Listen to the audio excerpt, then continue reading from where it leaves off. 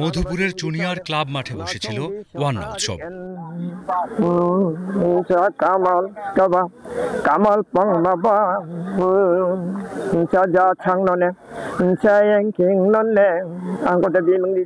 প্রথম দিন শেষে আনুষ্ঠানিকতার মধ্য দিয়ে ৩ দিনের ওয়ান্না শুরু হলেও মূলত দ্বিতীয় দিন সারাদিনের আয়োজনে নকনাবা বা রাক্কাসী বন্দনা অন্যতম।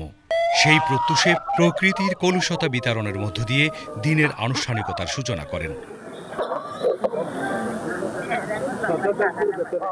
পশুবধ শেষে রান্নাবান্নার আয়োজন ও সেই সাথে খাবারের থালা হিসেবে গাছের পাতায় বিতরণ উপযোগী করে বাঁধা ছাদার কাজ চলে।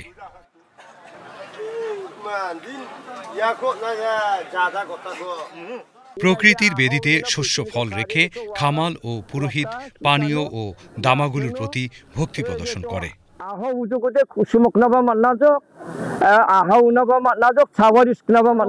আমরা দেখলাম যে সকালে রাক্কাসী আমোয়া করা হয়েছে, আরো অনেক আমোয়া এখানে রং দিক আমোয়া করা হয়েছে ধানের ঘরের ভিতরে।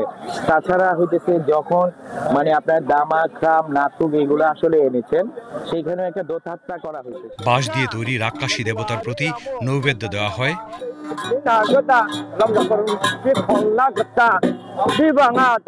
এরপর ঘোষণা দিয়ে শুরু হয় ওয়ান্নার উৎসব। মাটির বড় পাত্র যাকে দিকথম বলে, সেই দিকথম থেকে পানীয় পান চলে অবিরত।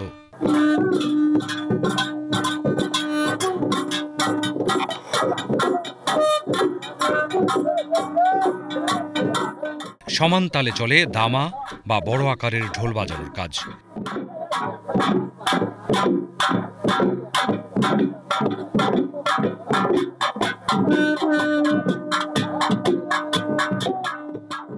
বাদ্যযন্ত্র হিসেবে সঙ্গে থাকে মন্দিরা, কাসর ও সানাইবাসী।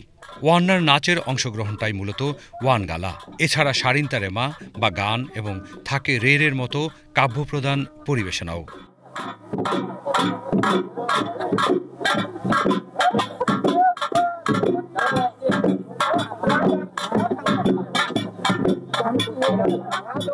রাতে বাড়ি বাড়ি ডহর দেয়া ও পরদিন সকালে দামা বাজানো কাঠি বিসর্জনের মধ্য দিয়ে শেষ হয় ৩ দিনের ওয়ান্না।